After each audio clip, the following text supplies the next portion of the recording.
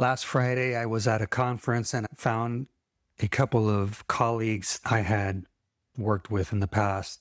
We invited each other for a drink and we went to catch up because it had been a couple years since the last time that we had a chance to catch up with each other. And one of the things that I really started to get from this other person was just how entrenched they were in the mental health industry.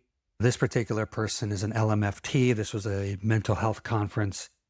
And we were discussing some of our case experience, some of the things that had led me to step away from clinical work and move into elevate.epo and really start to focus on the boundary regimes that are critical to mental health and personal recalibration.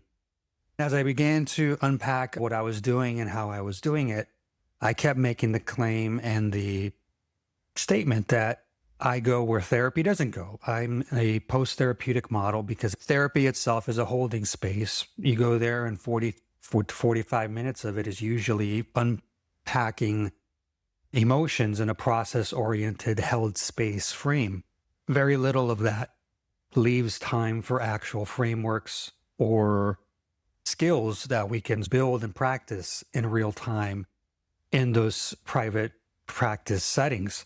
And as I continue to make this case and claim to this practitioner, they continue to look at me with a quizzical look on their face, mainly because they couldn't really fathom what I was trying to say. And I couldn't tell if it was a Dunning-Kruger moment or if it was just some kind of incredulity blocking cognitive acceptance. They were blocking because they were defending their turf, defending against what they heard and the perception, the projection that they're putting upon my words, which is that therapy isn't valuable. And that's not what I'm saying.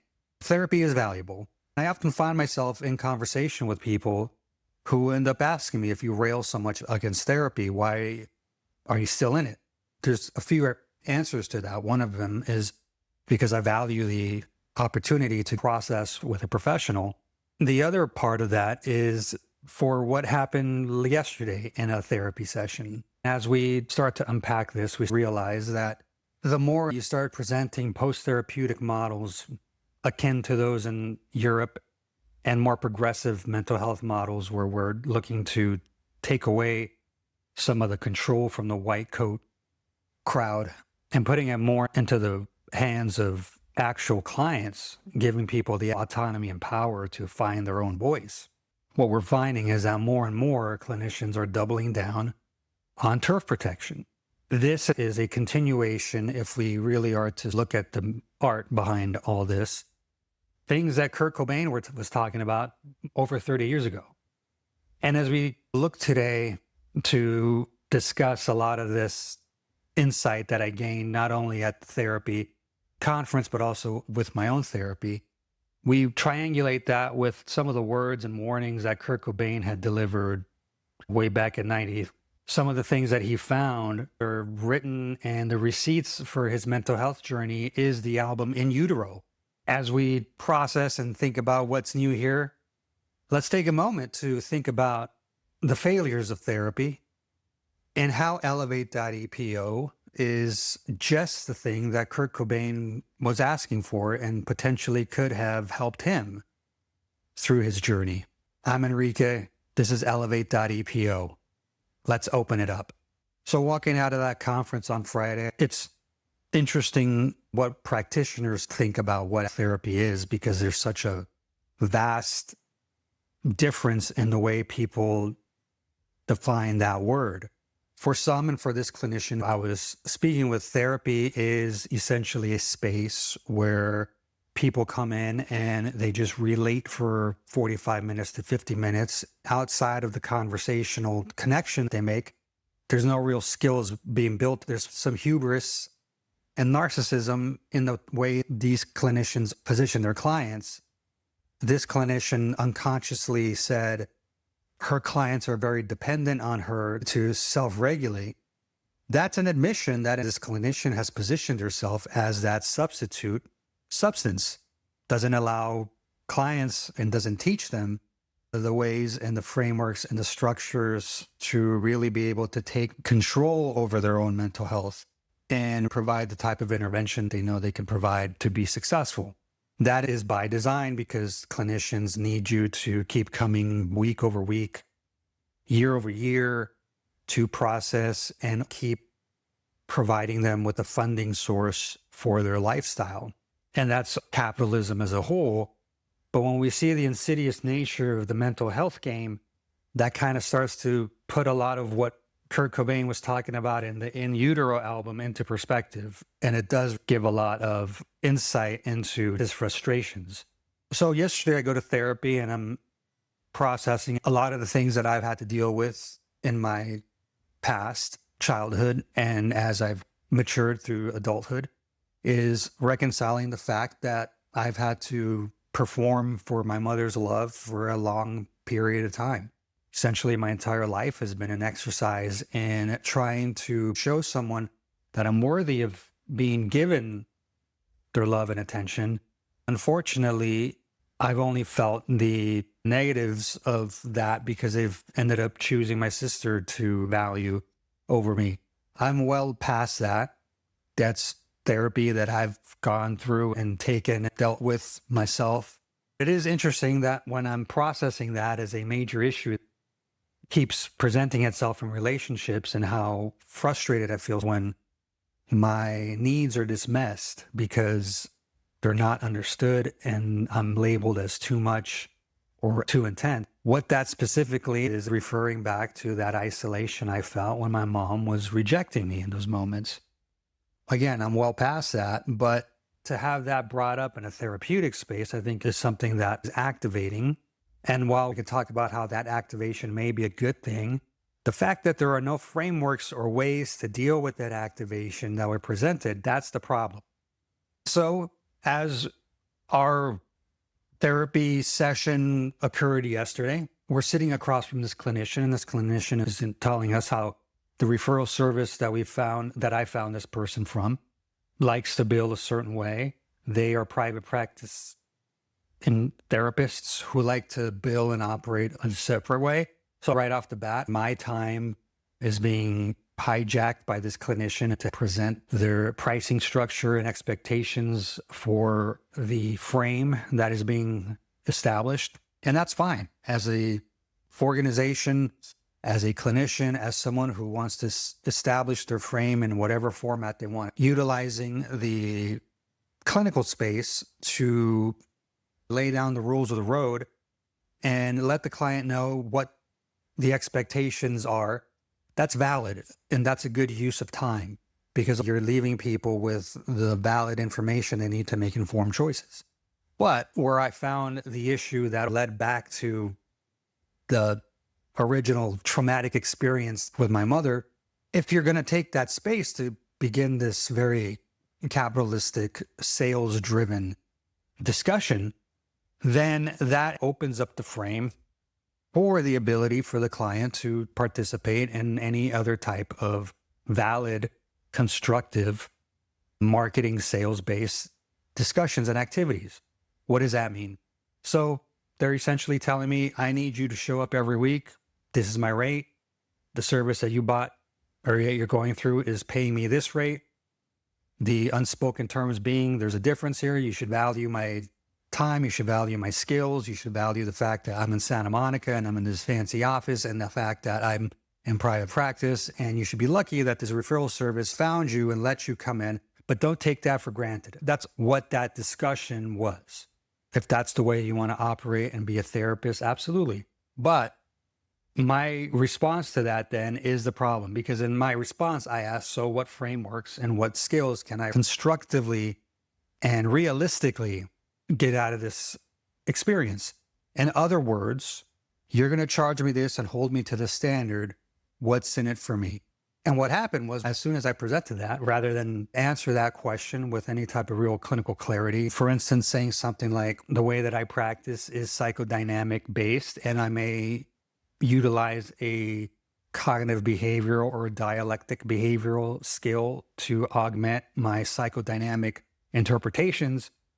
But primarily my style is to allow the client to process and then hold space, let the client process, and then if time allows, to utilize that for some type of redirective intervention that helps build a skill, whether that be a boundary, whether that be grounding, whether that be mindfulness. That's pretty standard language and a proper way of responding clinically to that question, because it's establishing, this is the way I work. I understand that you have this expectation. That might not be the right way to look at this interaction, because this is what I do and how I do it. And the value comes in our relationship and how we're able to heal ourselves from this third entity that we're creating. This particular therapist responded by asking me what my credentials were, what my theoretical training was, what my practical guidance for assessing and practicing real-time intervention with clients. Essentially, what's my method? So I asked, what can I get out of this session? And the response that I got was, what do you know? The juxtaposition and the takeaway here. We have a clinician very defending a insecure position with a primal primitive defense and projecting onto that some type of perception that they feel I have towards them, which is now being validated in real time because of that insecurity that is being registered and mirrored back. This establishes the groundwork here for where we are as a modern therapy, mental health, industrial complex. If you want to put a label on it, a MHIC, mental health industrial complex, which is showing that there's countertransference in plain sight that is not understood, that is not validated, that is not examined further. And this is the lie that supervision has been able to propagate throughout mental health training circles. What struck me the most was just how fast the dynamic changed as soon as I established my independence, my autonomy in asking rightfully, if you're going to hold me to a standard, what do I get in return? That's not therapeutic. That's not indicative of someone grounded in their own process, because what that's telling me is that they don't know anything about what they're doing. That is code for, I'm here to live in this sort of analog world where I do my process notes and I don't really do much outside of that when it comes to caring for my clients. I don't think about them any more than I have to outside of the hour that they pay me to give a about what they're talking about. That is the takeaway that you can have when you listen to these two clinicians at a conference and in the office, and they're telling you with their language that they're not here to show you how to fix yourself. I currently had to stop because I had an issue with Descript, the software that I use to make my podcast. They are not that great of a software package. Having just said that, it is what it is. But for a product review that's being put out there, Descript is garbage and ass. That's what I wrote. Yes. Now I'm talking to Liz in chat support, who's just condescending and being a stupid fucking idiot right now. Just regurgitating shit that I've already written, trying to talk to me like a child. This is the problem with mental health in general. It normalizes this kind of stuff, where this person who has no real value outside of typing, because there's no real clear thought process in their head, they given this job to just run roughshod over people and just make excuses for companies that put products out there that never work.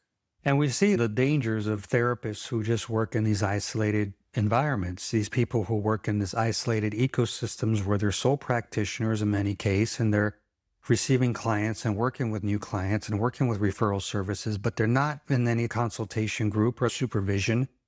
And the countertransference is left to run amok.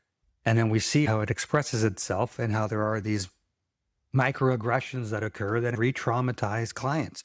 It's not re-traumatizing me because I'm well past that. But for someone that hasn't done the type of work that I've done on myself, isn't in a post-therapeutic mind frame, that type of thing is damaging. It can devolve someone into someone's pathology further because it keeps them trapped in this cycle of being gaslit unconsciously and enacting the same familiar formats. the dangerous part of the industry and people having discussions often negatively about using modern technologies, specifically AI, and the hysteria around the industry with practitioners who think that AI is going to lead to severely bad outcomes and it's going to lead to people getting all kinds of bad advice and society itself devolving into further chaos. That is all projection for what is actually happening with mental health. Mental health clinicians are responsible for those things. Society is destroying itself by the pathological nature of our DSM mental health industrial complex. The more and more disorders that we're able to traffic and normalize, the more and more people can defend their bad behavior with that, but the more and more they can stay stuck in it because now it's an actual medically recognized psychological position that's there primarily to help with billing codes, but is now being attached to personality. And that is the problem with the DSM and the DSM-5 and its growing evolution, is that we are splitting atoms to create micro level acceptance of narcissism and to validate narcissism and to keep narcissism and the distorted realities of it reality for people and for patients. And the thing that never gets talked about here is how AI could actually improve outcomes to police the industry and act as the guardrails to this countertransferential phenomenon, which may potentially hurt clients. I can program the AI to run self-diagnostics and positions that keep me honest and guide my work and frameworks and keep reminding me to utilize certain empathetic states and to utilize certain words and positions so that I'm not committing these microaggressions, so that my ego is not being tapped and activated when clients have their own narcissism activated. And this is what we can see as an industry, the benefits of technology. The industry's hysteria seems to want to not accept that technology, and practitioners who have pioneered and revolutionized AI to create strong mental health frameworks. But what does this have to do with Kurt Cobain? As I teased in the beginning, we've talked about how perception's reality. We've talked about how countertransference is a thing. We've talked in the past how elevate.epo, PrecisionCycle, is a tool to measure that countertransference. And that we do measure that with utilizing our 7-dimensional components to personality composition. But we also have to look at this as very real-time data of how the industry has normalized its own dysfunction and inability to really progress in any type of technological advancement. Clinicians are not the most technologically savvy individuals. They're not the most savvy individuals with any type of real business acumen. This mental health industry attracts a lot of people who don't have the type of credentialed pasts that people with advanced degrees who have done their corporate work and have incorporated that learning into their thought process. A lot of clinicians don't fall into that track. And what you end up with is a lot of clinicians who aren't very good business people. That's just an example of what's happening in reality. We have a lot of people who are career academics, focused primarily on humanities. And when they come into this realm, they've never really utilized any other skills outside of those humanities to create relationships. And there's nothing wrong with that, but we see how that runs up against everyday business acumen. If you're going to engage in marketing activities, you need to fall into marketing activity types of personalities. Kurt Cobain knew this over 30 years ago. If we listen to his music, we can hear the pain he was expressing throughout that entire album, the ability to convey that pain to listeners, speak from a position of this is my experience and this is how I've been able to incorporate it and sustain it for this long. When we get to In Utero in 1993, Kurt Cobain has completely gone through mental health journey that has shown him that the system and the models, they're not there for people like him. People who have suffered severe childhood traumatic experience, people that has experienced extreme family violence and isolation, people who have strong addictive patterns and are locked in these addictive stupors. The industry is not made for that. And the songs as they are conveyed throughout In Utero speaks as that receipt that he is bringing forth in his observation. The fact that he can talk about in songs like, when we go through that album and walk through it, we see with him that there's this progression of pain that is associated with being misunderstood, not having the types of people who could really help him with these confusing thoughts and mental positions in his head. Right off the bat, the album starts with 2 quick hitters, real strong rock anthems.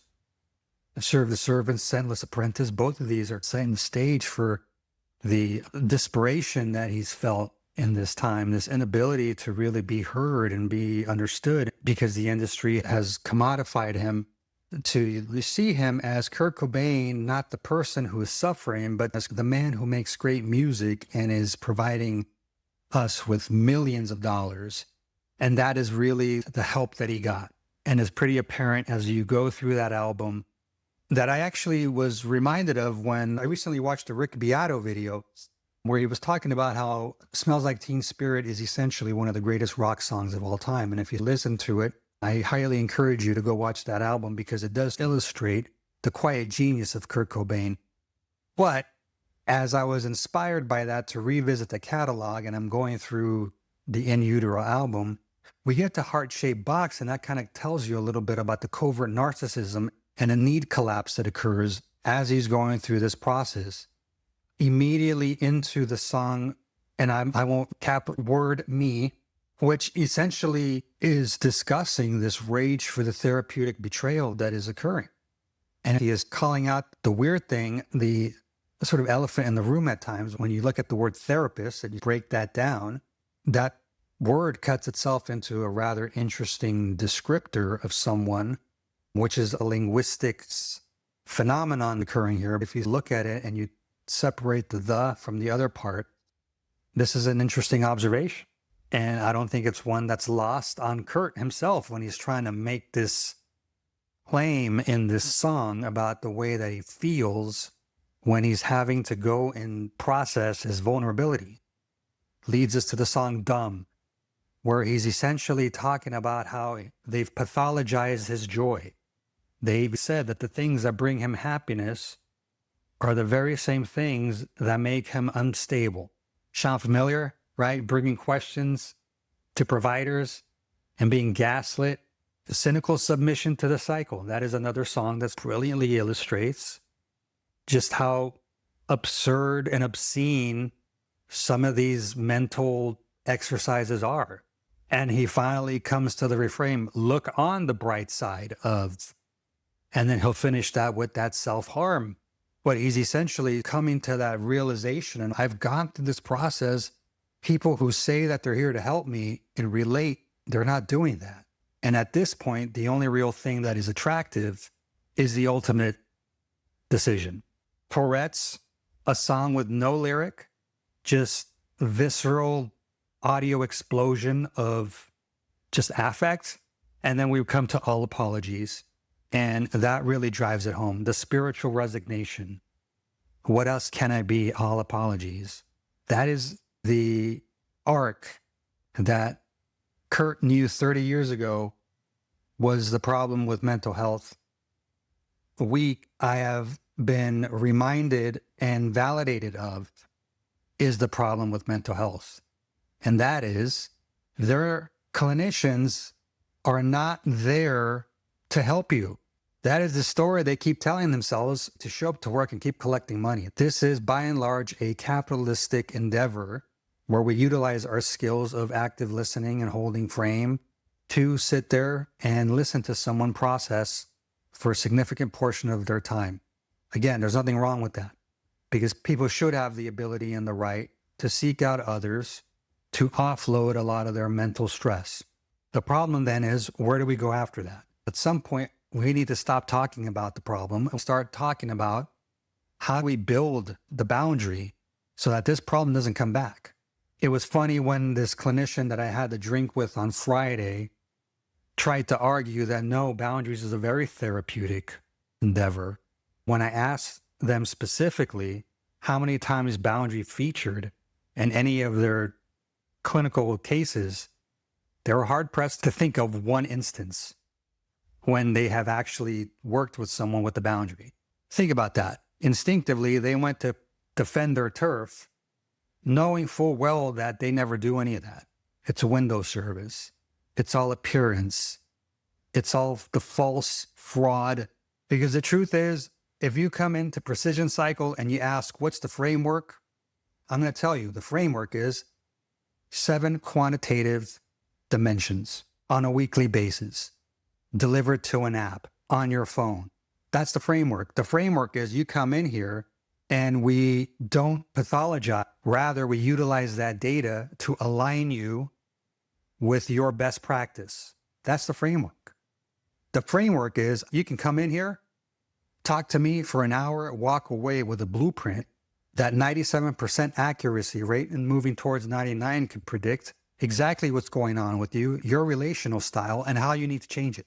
That's what PrecisionCycle can provide. So when you ask, what's in it for me? What's in it for you is hard takeaways, data, receipts, actual tangible insight that you can then read, interpret, utilize for how you want to grow. What I was asking that clinician yesterday was, how fast am I going to get better seeing you? Her response to me is, you might not, but that's the point. That's not PrecisionCycle. PrecisionCycle is you get better because there's hard data that tells you which direction to take.